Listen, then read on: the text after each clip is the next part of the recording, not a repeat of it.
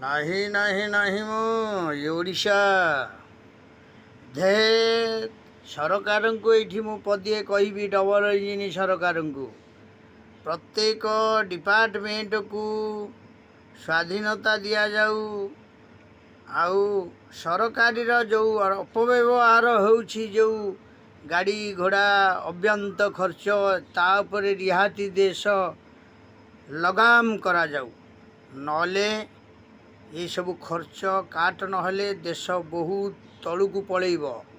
କାରଣ ପ୍ରତି ଡିପାର୍ଟମେଣ୍ଟ କଥା କହୁଛି, ଯେତେବେଳେ ସରକାରୀ କାର୍ଯ୍ୟରେ କୌଣସି ଯାନବାହନଠୁ ଆରମ୍ଭ କରିକି ଖର୍ଚ୍ଚଠୁ ଆରମ୍ଭ କରିକି ଲାଗୁଛି, ସେତେବେଳେ ତାକୁ ସବୁ ସରକାର ଖର୍ଚ୍ଚ କରନ୍ତୁ, ଅବ୍ୟନ୍ତରେ ଖର୍ଚ୍ଚ କରନ୍ତୁ ନାହିଁ। କାରଣ ଡବଲ ଇଞ୍ଜିନ୍ ସରକାର।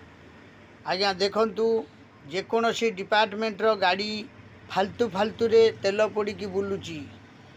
କେଉଁଠିକି ନା ଯେଉଁ ଜାଗାକୁ ନ ଯିବା କଥା, ତାଙ୍କର ପର୍ସନାଲ କାର୍ଯ୍ୟରେ ଗଲେ ସେମାନେ ସବୁ ନେଇକି ଯାଉଛନ୍ତି ସରକାରୀ ଗାଡ଼ି। କାହିଁକି ଏ ଅପବ୍ୟବହାର କ'ଣ ପାଇଁ? ଆପଣଙ୍କର ନିଜସ୍ୱ ପଇସା, ସେଇଟା ସରକାରଙ୍କର ପଇସା, ଏଇ ପବ୍ଲିକଙ୍କ ପଇସା, ତାକୁ ଆପଣମାନେ ହରିଲୁଟ୍ କରୁଛନ୍ତି।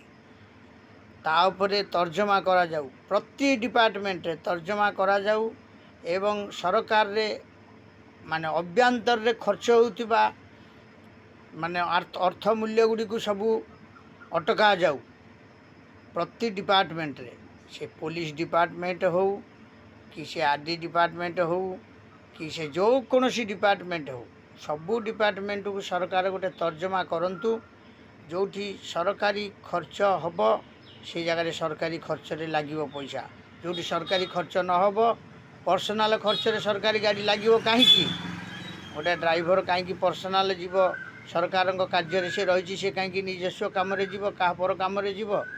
ନାଇଁ ଆଜ୍ଞା, ସେସବୁ ଜିନିଷକୁ ନିଘା ଦିଆଯାଉ। ଆଉ ଖାଲି ଓଡ଼ିଆ ଅସ୍ମିତା କେମିତି ବଞ୍ଚିବ, କେମିତି ଆସିବ?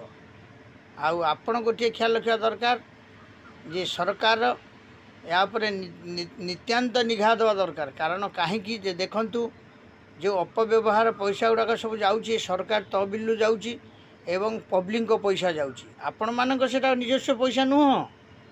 ତେଣୁ ଆଉ ଗୋଟିଏ ଜିନିଷ ଯେ ଆପଣମାନଙ୍କୁ ସରକାରଙ୍କୁ ମଧ୍ୟ ଅବଗତ କରାଯାଉଛି, ପ୍ରତ୍ୟେକ ଡିପାର୍ଟମେଣ୍ଟରେ ମାନେ ସବୁ ଜିନିଷକୁ ତର୍ଜମା କରିବା ପାଇଁ ୟାକୁ ଆପଣମାନେ ଆଗେଇ ଆସିବା ଦରକାର। ତାହେଲେ ଓଡ଼ିଶା ଅସ୍ମିତା ଆଗକୁ ଆଗେଇବ, ସରକାର ଖର୍ଚ୍ଚ କମିବ ଏବଂ ଦେଶରେ ସବୁ ଜିନିଷ ସୁରକ୍ଷିତ ରହିପାରିବ। ଯେଉଁ ଡିପାର୍ଟମେଣ୍ଟର ଗାଡ଼ି ନାଁ ଲେଖିକି ତାଙ୍କର ପରିବାର ଲୋକ ବୁଲିବେ, ତାଙ୍କ ଘର ଲୋକ ବୁଲିବେ, ତାଙ୍କ ଗାଁ ଲୋକ ବୁଲିବେ, ଏ କ'ଣ ସବୁ ଚାଲିଛି? ନାହିଁ ନା